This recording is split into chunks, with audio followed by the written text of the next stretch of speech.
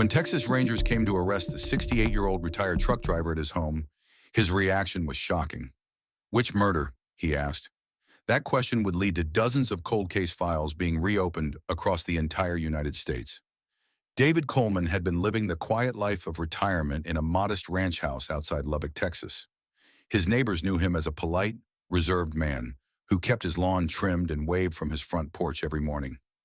Mrs. Patterson from across the street would later tell reporters that Coleman was the kind of neighbor everyone wished they had. He helped elderly residents carry groceries, shoveled snow from sidewalks without being asked, and never once caused any trouble in the peaceful suburban neighborhood. For 3 years since hanging up his keys, Coleman had settled into the peaceful routine of a man who had earned his rest after 4 decades on America's highways. He attended the local Methodist church on Sundays, where he sat in the third pew from the back and never missed a prayer meeting. Pastor Williams would later describe Coleman as one of his most dependable congregants, always arriving 15 minutes early and staying to help stack chairs after services ended. During the week, Coleman could be found tending to his prize-winning tomato garden, reading mystery novels on his back porch, or having coffee with other retirees at the local diner. His daily routine was as predictable as clockwork. Morning coffee at 6, newspaper on the porch at 7, grocery shopping on Tuesday mornings, library visits on Thursday afternoons.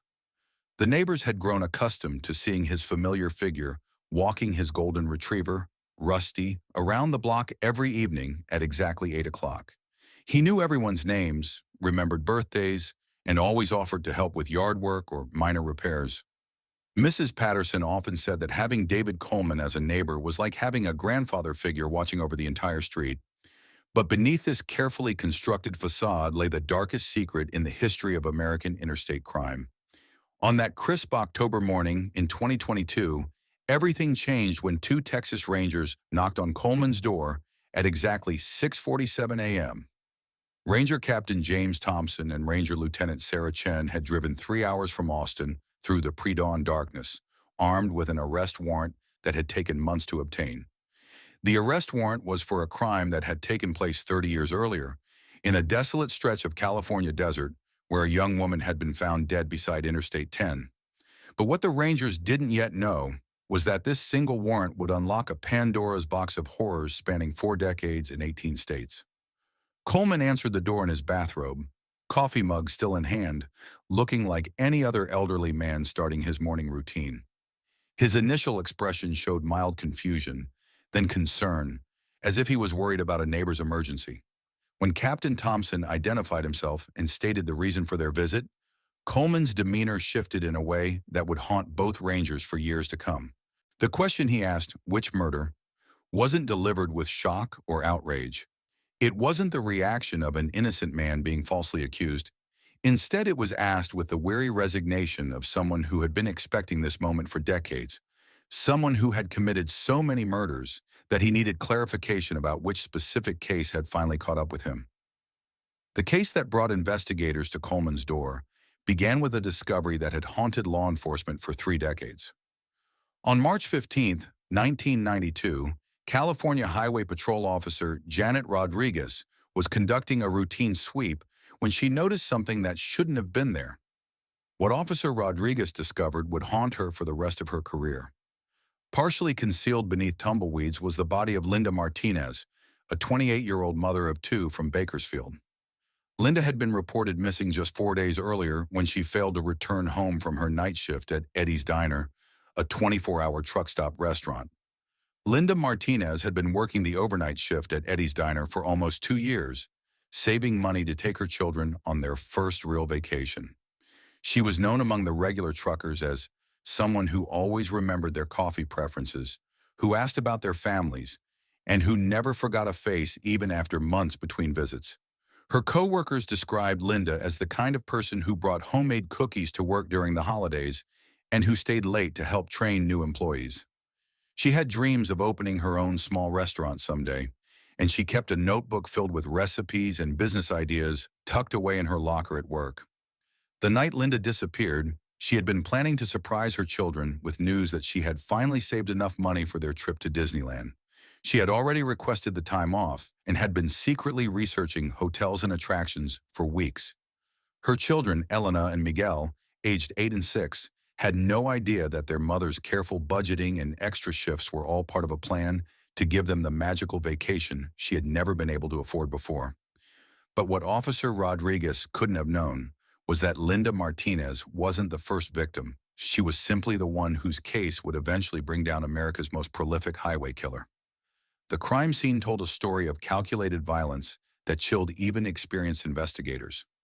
Linda's body was discovered approximately 50 yards from the eastbound on-ramp to Interstate 10, positioned in a location that was isolated enough to delay discovery, but visible enough to ensure she would eventually be found. Dr. Patricia Williams, the medical examiner who performed the autopsy, described Linda's case as one of the most methodically brutal she had ever encountered. Linda had been attacked before being strangled with what appeared to be a rope or heavy cord that had been applied with mechanical precision. Defensive wounds on her hands and forearms indicated that she had fought desperately for her life, but her opponent had been significantly stronger. Tissue samples found under her fingernails would later prove crucial when DNA technology advanced enough to analyze them effectively, though that breakthrough was still decades away. The positioning of the body suggested that the killer had intimate knowledge of the area and had chosen the location deliberately. It was far enough from the highway to avoid immediate detection by passing motorists, but close enough to a frequently traveled route to ensure that the body would be discovered within days rather than weeks or months. Detective Raymond Hayes, who led the initial investigation in 1992, interviewed dozens of potential witnesses and suspects over the following months. At 52 years old, Hayes was a veteran investigator who had solved more homicides than any detective in Riverside County history. But Linda's case would become the one that haunted him into retirement. The truck stop where Linda worked became the focal point of the investigation, as the location attracted hundreds of transient truckers every week. The challenge was overwhelming, identifying and locating drivers who might have been present during the critical time frame, many of whom were already in different states by the time Linda's body was discovered. Eddie's Diner was a classic truck stop establishment, the kind of place that served as a lifeline for long-haul drivers crossing the country. It featured a restaurant that never closed, a convenience store stocked with road trip essentials, fuel pumps designed for big rigs, and a parking area that could accommodate dozens of commercial vehicles at any given time. The diner's strategic location at the intersection of Interstate 10 and a major north-south highway made it a natural stopping point for truckers traveling coast to coast. On any given night, the parking lot would be filled with 18-wheelers from companies across the country, their drivers catching a few hours of mandatory rest before continuing their journeys. The investigation revealed disturbing details about Linda's final hours. Security cameras at Eddie's Diner showed Linda finishing her closing duties at approximately 11:30 p.m. on March 11th.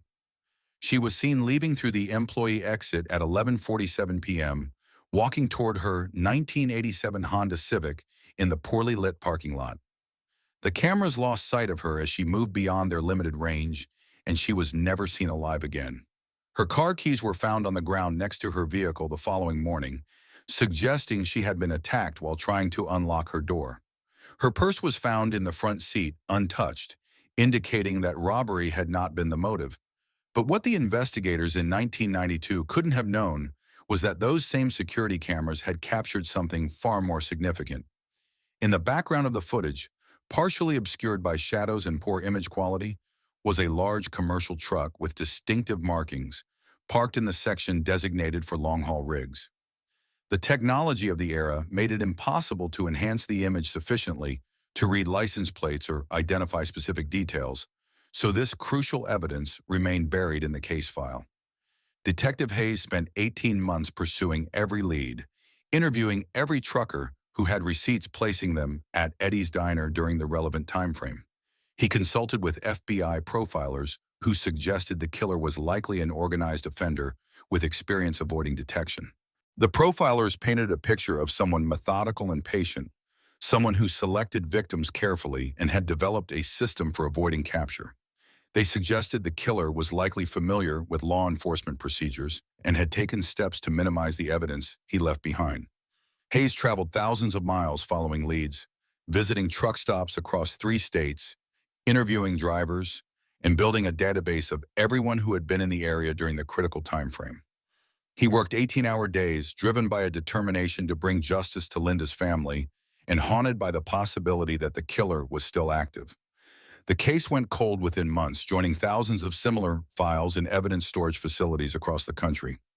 Detective Hayes retired in 2003, carrying the weight of Linda's unsolved murder. In his final report, he wrote prophetically that the killer was likely still active, and that technology would eventually provide the breakthrough needed to solve the case.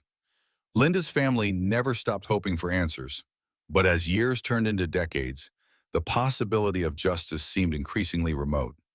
Linda's children, Elena and Miguel, grew up without their mother and without closure, their lives forever altered by a violence they were too young to understand. Elena, who was only 8 years old when Linda disappeared, developed a deep distrust of strangers that affected her relationships throughout her life. She became withdrawn at school, struggled with nightmares, and found it difficult to form close friendships. The absence of her mother created a void that no amount of counseling or family support could completely fill. She eventually earned a degree in criminal justice and became a victim's advocate in Phoenix, dedicating her career to helping other families navigate the system that had failed to protect her mother. Her work became her way of honoring Linda's memory and ensuring that other victims wouldn't be forgotten the way her mother had been. Miguel struggled with anger and abandonment issues that led to problems in school and later with law enforcement. Their father, Carlos Martinez, devastated by grief, eventually moved the family to Arizona in 2001, hoping to escape the memories that haunted them in Bakersfield. Carlos had never remarried, unable to move past the loss of the woman he considered his soulmate. He worked 2 jobs to support his children and provide them with the stability they needed. But the financial and emotional strain of single parenthood took its toll on the entire family. The move to Arizona was supposed to be a fresh start, but the family discovered that grief and trauma travel with you regardless of geography. Elena and Miguel still woke up from nightmares, still flinched when strangers approached, and still carried the weight of unanswered questions about their mother's fate. But they didn't know what was coming. Linda's murder case was about to be solved. The breakthrough in Linda Martinez's case came not from California, but from an entirely different investigation taking place in East Texas. In September 2022, the Cherokee County Sheriff's Department was investigating the 1995 murder of Jennifer Walsh, a 32-year-old emergency room nurse who had been found dead in her apartment in Tyler, Texas. Detective Sarah Mitchell had recently taken over the Cherokee County Cold Case Unit and was systematically reviewing unsolved murders from the 1990s. At 43 years old, Mitchell had spent her entire career fighting for victims who couldn't fight for themselves. And she brought a combination of modern forensic knowledge and old-fashioned detective work to cases that had frustrated investigators for decades. Mitchell's approach to cold cases was methodical and thorough. She began each investigation by completely reconstructing the original case file, digitizing all physical evidence and documents, and then applying modern investigative techniques to evidence that had been collected decades earlier.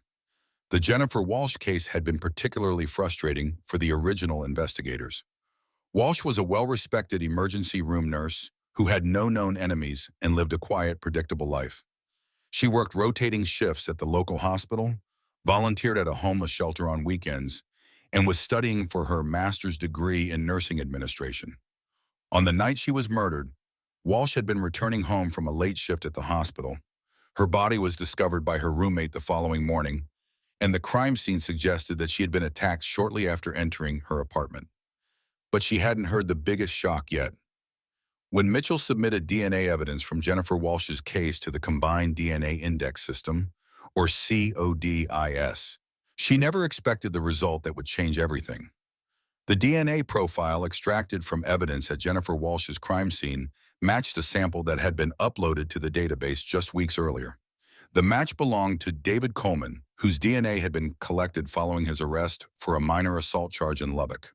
Coleman had gotten into a heated confrontation with his neighbor over a property dispute involving a fence line that had escalated to pushing and shoving when Coleman accused his neighbor of deliberately damaging his prized tomato plants. The incident had seemed minor at the time, 2 neighbors arguing over property boundaries, the kind of dispute that happens in suburban neighborhoods across America every day. But Coleman's reaction had been disproportionate to the situation, suggesting an underlying anger that his neighbors had never suspected. But Detective Mitchell quickly realized that Coleman's connection to the Jennifer Walsh murder made no sense according to his known whereabouts in 1995. Coleman's trucking company records showed he had been making deliveries in Oregon during the week Jennifer Walsh was killed, over 1,000 miles away from Tyler, Texas. A lesser investigator might have dismissed the DNA match as a laboratory error, but Mitchell had learned to trust forensic science even when it contradicted conventional logic. DNA didn't lie. People did. Instead of abandoning the lead, she began investigating the possibility that Coleman might have been involved in other similar crimes. Mitchell's decision to expand her investigation beyond the Jennifer Walsh case was based on her understanding of serial killer behavior. If Coleman was capable of murder in Texas, it was likely that he had committed other crimes, possibly across multiple jurisdictions. That's when Detective Mitchell made a decision that would uncover one of the most extensive serial killing sprees in American history. Instead of focusing solely on the Jennifer Walsh case, she began investigating David Coleman's trucking routes during his 40-year career. She requested Coleman's complete employment records from Morrison Freight Lines, going back to his hire date in 1982, and began the painstaking process of mapping his movements across 4 decades of long-haul trucking. What she discovered was absolutely terrifying. Coleman had been a long-haul driver for Morrison Freight Lines from 1982 until his retirement in 2019. His routes took him across all 48 contiguous states, and his company records showed an almost nomadic existence, rarely spending more than 2 consecutive nights in the same location. Over nearly 4 decades, Coleman had logged more than 3 million miles on America's highways, visiting virtually every major metropolitan area and countless small towns along the interstate system. Morrison Freight Lines had considered Coleman their most reliable driver, the gold standard by which other employees were measured. Company records showed he had never missed a delivery deadline in 37 years, never been involved in an accident that was his fault, and never received a single customer complaint. His truck was always immaculately maintained, his logbooks were perfectly organized, and his fuel efficiency ratings were among the best in the company. His supervisors at Morrison Freight Lines described Coleman as the ideal employee: punctual, professional, and completely dependable. He was often assigned to the company's most challenging routes and most valuable cargo because management knew they could trust him to complete the job without problems. Coleman's personnel file contained nothing but positive performance reviews, commendations for safe driving, and letters of appreciation from customers who had been impressed by his professionalism. To anyone reviewing his employment record, David Coleman appeared to be exactly what he claimed to be: a hardworking, reliable professional who took pride in his work. But what Morrison Freight Lines didn't know was that Coleman had been using their nationwide delivery routes as cover for a systematic campaign of murder that spanned nearly 4 decades. Detective Mitchell contacted the FBI's Behavioral Analysis Unit and requested assistance in cross-referencing Coleman's trucking routes with unsolved murders along America's highway system. FBI Special Agent Marcus Rodriguez, a veteran profiler with 20 years of experience tracking serial killers, was assigned to lead the investigation. Agent Rodriguez had seen many cases of interstate serial killers, but nothing had prepared him for the scope and sophistication of Coleman's operation. The initial database search revealed potential connections to 17 unsolved murders across 12 states, all involving women who had been attacked and strangled in locations near major interstate highways. But as the investigation expanded and more agencies contributed information, the numbers grew exponentially, revealing a pattern of violence that had been hiding in plain sight for decades. Rodriguez and his team created a massive wall map plotting Coleman's known routes against unsolved murders, disappearances, and suspicious deaths across the continental United States. What emerged was a spiderweb of violence that touched nearly every state in the Union, with concentration points at major truck stops and highway intersections where interstate commerce flowed like blood through America's arteries. The map revealed a systematic approach to murder that had been operating undetected for nearly 4 decades. The geographic pattern showed that Coleman had been selecting victims strategically, targeting women in isolated locations where their disappearances might go unnoticed for days or weeks. The concentration of crimes near truck stops and highway rest areas suggested that he was using his legitimate business activities as cover for his murders. But the most frightening discovery was what they found years later. The pattern that emerged was both sophisticated and chilling, revealing a level of planning and organization that distinguished Coleman from other serial killers who operated on impulse. Over nearly 4 decades, David Coleman had been systematically targeting vulnerable women in isolated locations along major interstate highways. His victims were typically found within a 5-mile radius of truck stops, rest areas, or highway on-ramps where a big rig could park without attracting attention. The geographic distribution of the crimes had prevented law enforcement agencies from recognizing the pattern, as murders in different states were investigated as isolated incidents by different departments with no communication between them. Coleman wasn't randomly selecting victims. Investigation revealed that he specifically targeted women who worked late shifts, lived alone, or were traveling without companions. People whose disappearances might not be immediately noticed.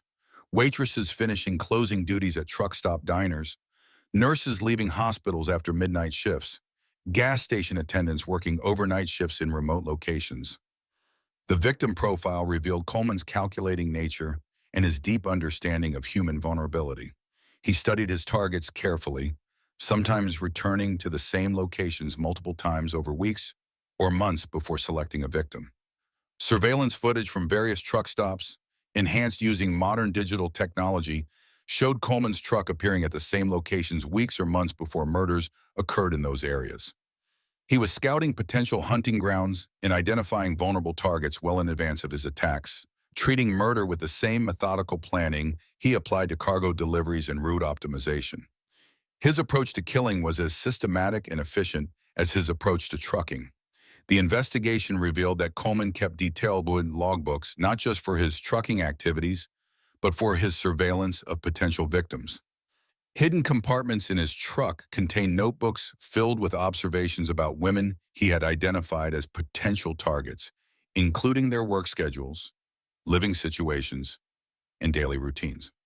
The biggest mystery remained. How had Coleman avoided capture for so long? The geographic spread of Coleman's crimes had prevented law enforcement agencies from recognizing the pattern, but it also revealed the fundamental weakness in America's approach to investigating interstate crime during the 1980s and 1990s. A murder in Arizona wasn't connected to a similar killing in Missouri because different jurisdictions rarely shared information about cases separated by thousands of miles and months of time. Coleman understood that success as a serial killer required invisibility within the trucking industry, and he cultivated that invisibility with methodical precision. He participated in industry events like truck shows and safety seminars, contributed to driver safety programs, and even mentored younger drivers. His colleagues remembered him as quiet but reliable, exactly the kind of driver you could trust with valuable cargo and tight delivery schedules. Coleman's approach to maintaining his cover was sophisticated and carefully planned. He made sure to establish positive relationships with dispatchers, mechanics, and other drivers who might remember him. He was always willing to help with mechanical problems, share information about road conditions, and provide assistance to stranded motorists. His reputation within the trucking community was impeccable. Other drivers knew him as someone who would stop to help with a flat tire, who would share his coffee during long waits at loading docks, and who always had time to listen to a fellow driver's problems. This carefully constructed persona made it almost impossible for anyone to suspect him of violence. As the FBI investigation expanded, a horrifying timeline began to emerge that would rewrite the history of American serial crime. Coleman's first confirmed victim was Lisa Chen, a 24-year-old restaurant worker found dead near a truck stop outside Flagstaff, Arizona in 1983, just 1 year after he began his trucking career.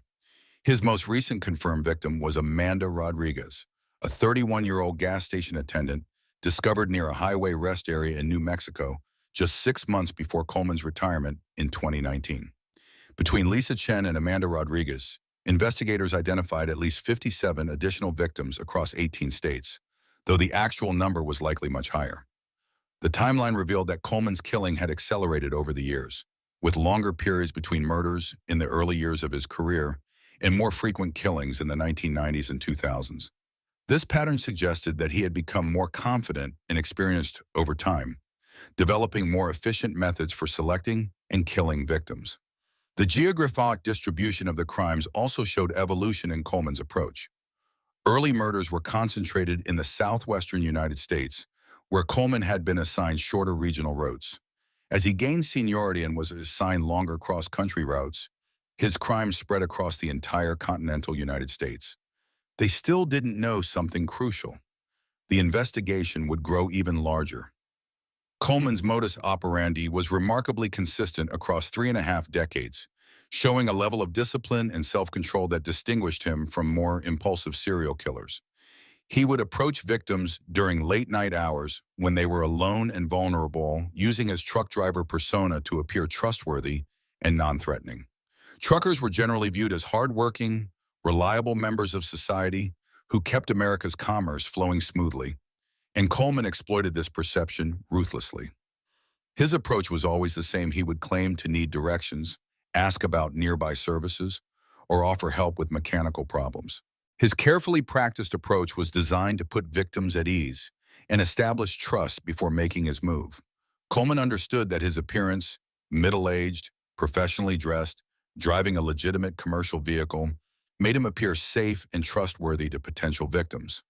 Once he gained a victim's trust and got them close to his truck, he would overpower them and transport them to isolated locations where he could attack and murder them without interruption.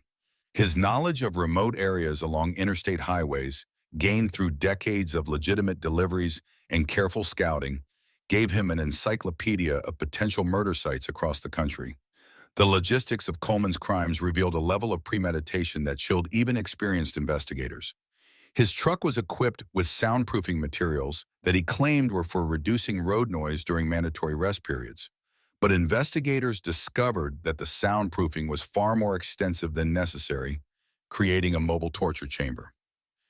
Hidden compartments, expertly concealed behind legitimate cargo and truck equipment, contained restraints, weapons, and cleaning supplies that could eliminate evidence of his crimes. The truck also contained a sophisticated police scanner that allowed him to monitor law enforcement communications and avoid areas where police activity might interfere with his crimes. Most disturbing was Coleman's method of body disposal, which revealed his deep understanding of police investigative procedures. Rather than leaving victims in his truck where they might be discovered during routine inspections, he would transport them to predetermined locations where discovery was virtually guaranteed, but only after he had moved on to his next destination and established an alibi.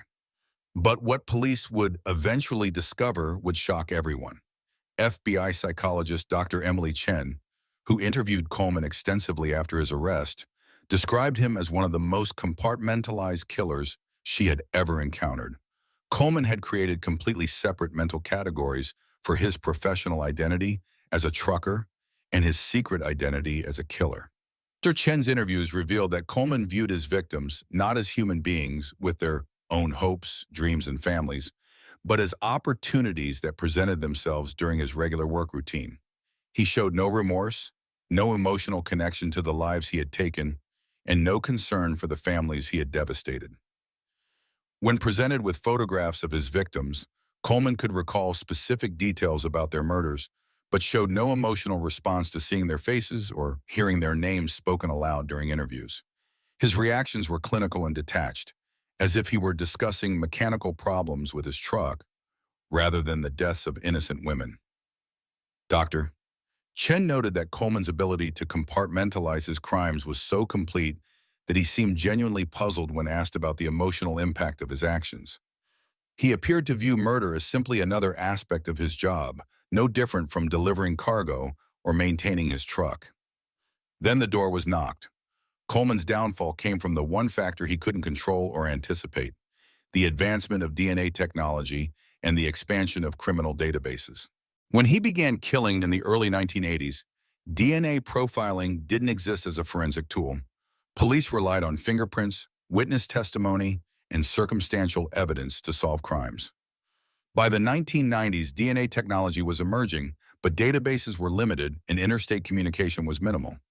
Coleman couldn't have predicted that evidence collected from crime scenes in the pre-internet era would eventually be digitized and cross-referenced through national databases decades later.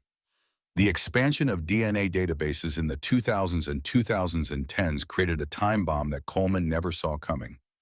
Every arrest, every conviction, every voluntary submission added to the databases that would eventually expose his crimes. Coleman's assault charge in Lubbock became the thread that unraveled his entire criminal enterprise. The arrest of David Coleman on that October morning in 2022 was the culmination of the largest cold case investigation in FBI history, involving hundreds of agents and local law enforcement officers from dozens of jurisdictions. When Texas Rangers knocked on his door, Coleman was prepared for questions about his recent assault charge. He wasn't prepared for questions about murders spanning 4 decades across 18 states.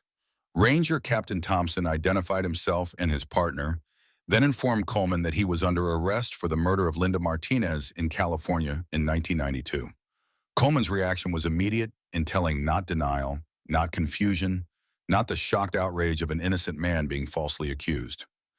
Instead, his first words were the question that would haunt investigators and provide insight into the mind of a killer who had compartmentalized his crimes so completely.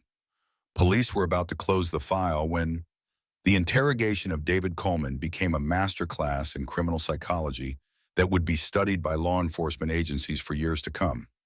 FBI behavioral analysts worked with local investigators to develop an approach that would encourage Coleman to confess while providing detailed information about his crimes. Coleman's confession, when it finally came after 18 hours of interrogation spread over 3 days, was delivered with the same matter-of-fact tone he might have used to describe a delivery route.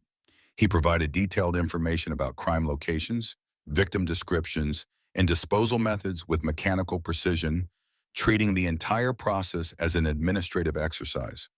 But he showed no understanding of the emotional impact his actions had caused. No recognition that his victims were human beings with families who loved them. When investigators asked him about the families of his victims and the pain he had caused, Coleman seemed genuinely puzzled by the question. The scope of Coleman's crimes continued to expand as investigators worked through his confessions and cross-referenced them with unsolved cases. Cases that had been classified as unsolved disappearances were reclassified as homicides. Missing persons reports that had gathered dust for decades were suddenly connected to a killer who could provide answers. Families who had waited decades for answers finally learned the truth about their loved ones' fates, though the answers brought more pain than closure in many cases. Elena Martinez, who had been 8 years old when her mother, Linda, was murdered, was now 38 and working as a victim's advocate in Phoenix. When Detective Mitchell called to inform her that her mother's killer had been identified and arrested after 30 years, Elena's first reaction was disbelief followed by overwhelming grief. The little girl who had waited for her mother to come home was still there inside the grown woman, and learning the truth about Linda's death reopened wounds that had never properly healed. But they still didn't know something crucial: the story wasn't ending here. The evidence against Coleman was overwhelming, but the legal process of prosecuting crimes committed across multiple jurisdictions presented unprecedented challenges. Federal prosecutors worked with district attorneys from 18 states to coordinate charges and determine prosecution priorities that would ensure justice for all victims. Enhanced analysis of the 1992 security footage from Eddie's Diner, using artificial intelligence and machine learning algorithms that didn't exist 3 decades earlier, revealed Coleman's truck in the parking lot on the night Linda disappeared. The timestamp confirmed that Coleman had been present during the critical time frame, contradicting his initial claims. Coleman's trial became a landmark case in the prosecution of interstate serial killers, requiring innovations in legal procedure and evidence presentation. The proceedings required testimony from hundreds of witnesses, including family members of victims, law enforcement officers from dozens of agencies, and forensic experts who had worked on evidence spanning 4 decades. The defense team faced an impossible task. With DNA evidence linking Coleman to crime scenes across the country and his own detailed confessions providing corroborating information, their only strategy was to argue for life imprisonment rather than the death penalty. They portrayed Coleman as a product of childhood trauma and mental illness, though their arguments were undermined by evidence of his methodical planning. David Coleman was ultimately sentenced to life in prison without the possibility of parole on 57 counts of first-degree murder, with additional sentences for kidnapping and other related charges.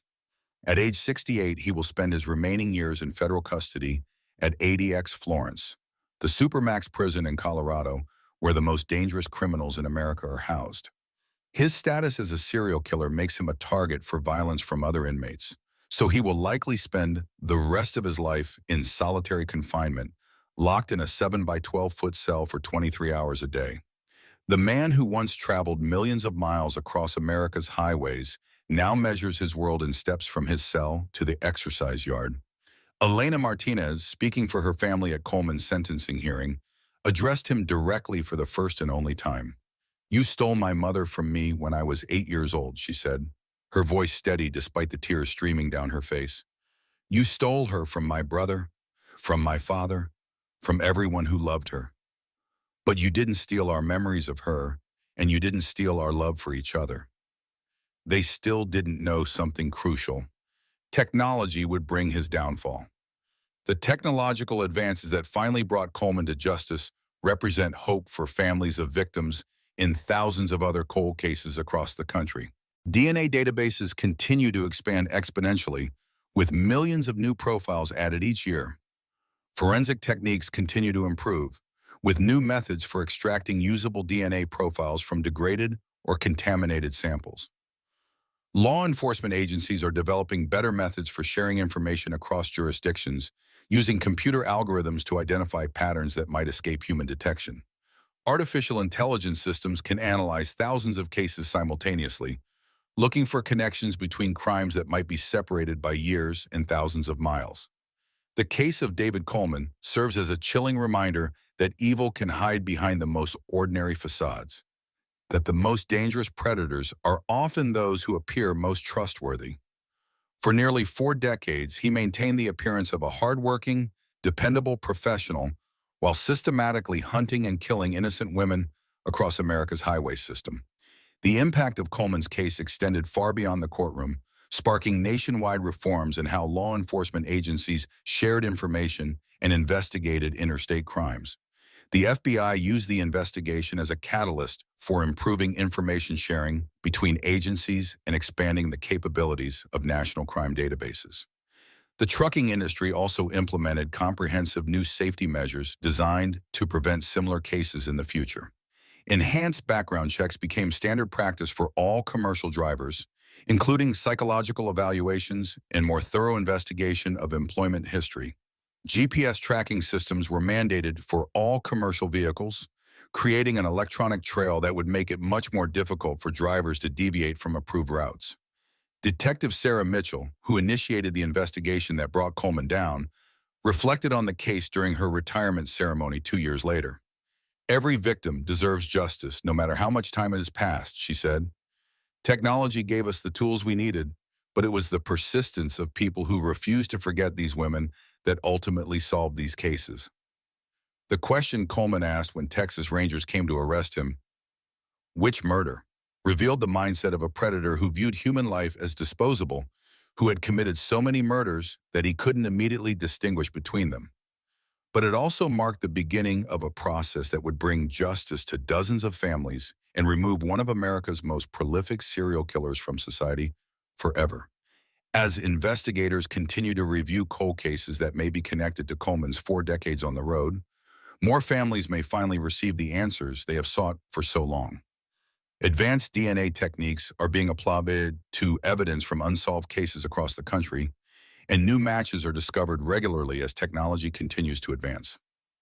The highway killer's reign of terror has ended, but the work of achieving justice for all his victims continues. Coleman sits in his maximum security cell today, his trucking days forever behind him, his freedom permanently revoked by a justice system that refused to give up on his victims.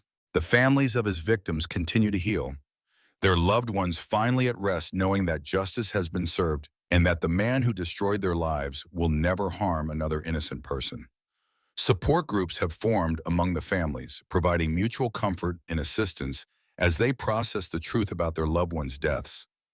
David Coleman may have thought he was the perfect killer, operating with impunity across America's highways for 4 decades while maintaining the facade of a respectable, hardworking professional.